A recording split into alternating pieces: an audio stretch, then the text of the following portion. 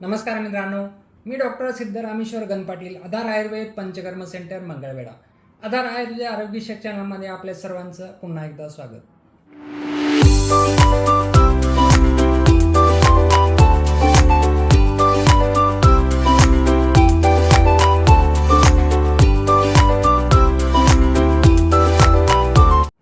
आज आपण विषय घेऊन आलो शरीरातील उष्णता गायब करण्यासाठी कोणते घरगुती उपाय आपण करू शकतो. शरीरात वाढलेली उष्णता कमी करण्यासाठी कोणते कोणते आयुर्वेदिक आपण उपाय करू शकतो या आजच्या व्हिडिओमध्ये आपण थोडक्यात बघूया. प्रथमतः आपण बघूयात की उष्णता वाढण्याची नक्की कारणे काय आहेत. उष्णता कशामुळे वाढते, तर उष्णता वाढण्याचं मुख्य कारण आहे की शरीरातील पित्ताचा उष्ण गुणधर्म वाढतो. त्यामुळे शरीरातील अतिरिक्त पित्त जर खूप जास्त प्रमाणामध्ये वाढलं तर शरीरामध्ये उष्णताही वाढते. त्यामुळं पित्तवर्धक जो काही आहार विहार आहे, पित्त वाढण्यासाठी जी काही कारणं आहेत ती सगळी उष्णता वाढवण्याची कारणे आपण समजायला पाहिजे. त्यामुळं जर आपलं अतिरिक्त पित्त झालं तर ते आपलं मलावाटे शरीरातून बाहेर टाकलं जातं. म्हणजेच शरीरात अतिरिक्त उष्णता जर झाली तर ती मलावाटे आपल्या शरीरातून बाहेर टाकली जाते. ती जर योग्य रीतीने टाकली गेली नाही, शरीरातून मलमूत्रावाटे ते बाहेर पडली पाहिजे. जर आपलं पोट नीट साफ होत नसेल किंवा लघवी साफ होत नसेल, मुख्यतः मल प्रवृत्ती जी आहे तर ती जी व्यवस्थित होत नसेल, पोट नीट साफ होत नसेल, तर शरीरात आपली जी काही अतिरिक्त उष्णता आहे, अतिरिक्त पित्त आहे ते बाहेर पडलं जात नाही, आतड्यांमध्ये साठवून राहतं.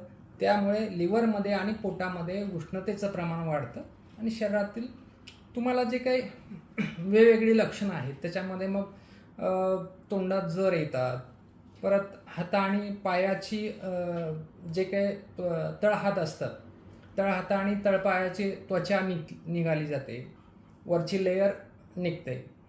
तसेच डोळ्यांची जळजळ होते, अंगात बारीक ताप राहिल्यासारखं वारंवार वाटतं, सायंकाळ झाले की बारीक अंगातून ताप यायला चालू होतो. त्यानंतर नाकातून वाफा आल्यासारखं, गरम वाफा आल्यासारखं होतं.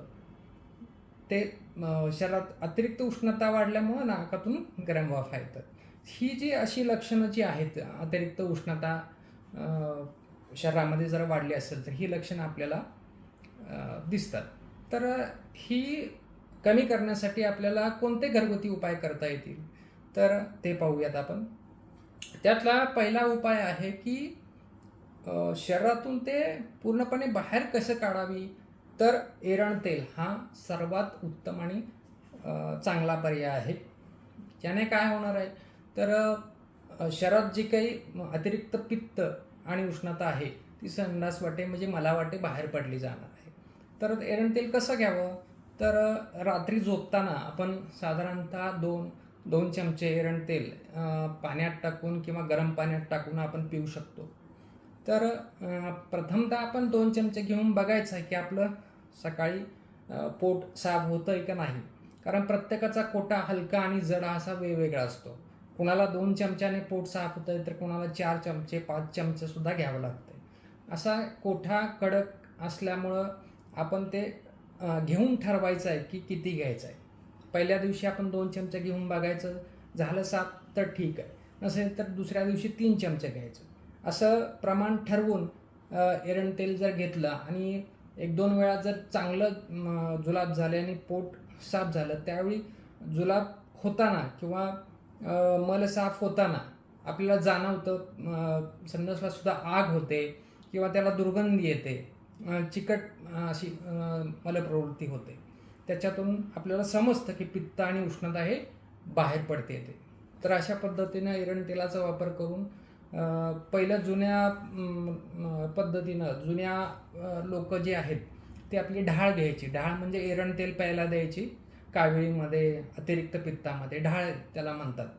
तर हे आयुर्वेदामध्ये विरेचन या पंचकर्माने सुद्धा हे साध्य केलं जातं. तर अशा पद्धतीने हा साधा सोपा उपाय की एरण तेल घेऊन पोट साफ करून घेणे, त्याच्यामुळे शरीरातील उष्णता आणि पित्त हे खूप चांगल्या रीतीनं शरीरातून बाहेर पडतं. त्यानंतर दुसरा उपाय आहे की धान्यक्षीम. धान्यक्षीम म्हणजे काय, तर आयुर्वेदातला सांगितलेला एक खूप चांगला उपाय आहे की धन बारीक चेचायचं. धना 1 चमचाभर धना घ्यायचं, बारीक थोडंसं चेचून घ्यायचं आणि एक पेलाभर पाण्यामध्ये ते भिजत घालायचं आणि ते सकाळी उठल्यानंतर जे काही पाणी आहे ते पाणी गाळून घ्यायचं आणि ते उपाशीपोटी प्यायचं. याने सुद्धा शरीरातील उष्णता ही खूप चांगल्या पद्धतीने कमी व्हायला मदत होते. त्यानंतर तिसरा पर्याय आहे की तिसरा उपाय आपण घरगुती करू शकतो की दुर्वा स्वरस. दुर्वा म्हणजे काय, तर हराळी. आपण दुर्वा ही अतिशय थंड म्हणून सांगितलेली आहे. दुर्वा आपण गणपतीला का घालतो, तर त्याचंही शास्त्रीयकरण आहे की यासाठी गणपतीच्या शरीरातील जी काही उष्णता कमी होण्यासाठी ही दुर्वा घ्यायला सांगितलेली आहे. आपण त्यासाठीच त्याला दुर्वा वाहतो. त्याची कथा अशी आहे की गणपतीनं एक मोठा राक्षस आहे तो गिळंकृत केला. समाजाच्या कल्याणासाठी एक राक्षस गिळला अशी त्याची कथा आहे. आणि तो राक्षस गिळल्यामुळं गणपतीच्या पोटामध्ये जळजळ आणि उष्णता भडकते त्या राक्षस गिळल्यामुळं.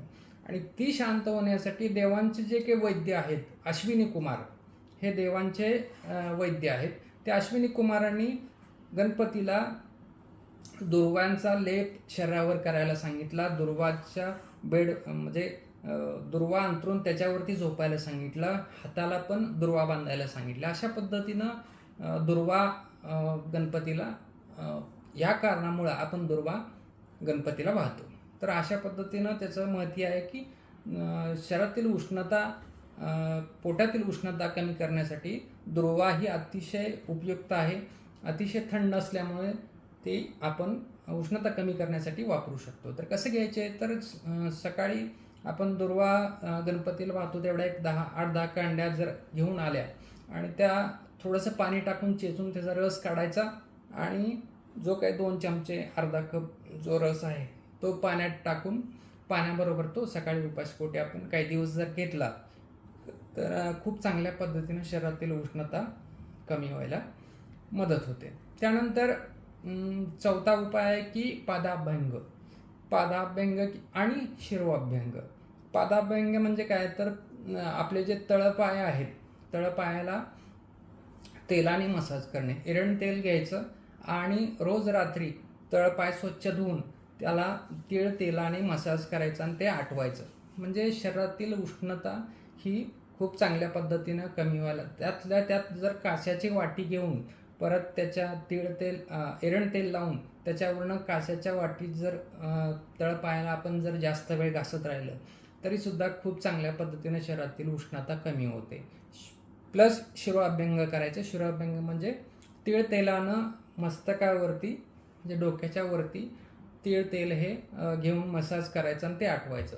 अशा पद्धतीनं पादाभ्यंग आणि शिरोअभ्यंग हे जर आपण काही दिवस सलग जर करत राहिलो तर शरीरातील उष्णता खूप चांगल्या पद्धतीनं कमी व्हायला मदत होते. तर अशा पद्धतीनं हे 4 उपाय. आणि आयुर्वेदिक औषधामध्ये म्हटलं तर परिपाटादी काढा नावाचा एक काढा आयुर्वेद शास्त्रामध्ये सांगितलेला आहे, ज्यामध्ये सर्व प्रकारची वनस्पती द्रव्य जी थंड आहेत, शरीरातील उष्णता कमी करणारी आहेत, त्याचा तो काढा आहे.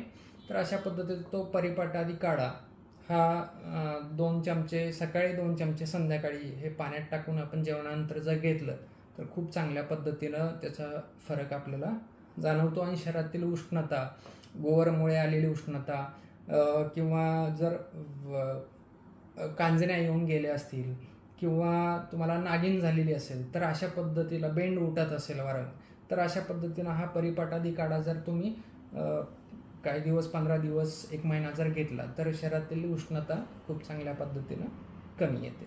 तर अशा पद्धतीनं तुम्हाला जर उष्णतेचा त्रास असेल, आता उन्हाळा चालू आहे, जर उष्णतेचा त्रास असेल तर हे सांगितलेले उपाय तुम्ही जरूर करून बघा, तुम्हाला फरक हा नक्की पडेल. तर अशा पद्धतीनं हा व्हिडिओ आवडला असेल तर लाईक करा, शेअर करा, सबस्क्राईब करा. पुढच्या व्हिडिओमध्ये भेटूया. तोपर्यंत स्वस्थ राहा, मस्त राहा. धन्यवाद.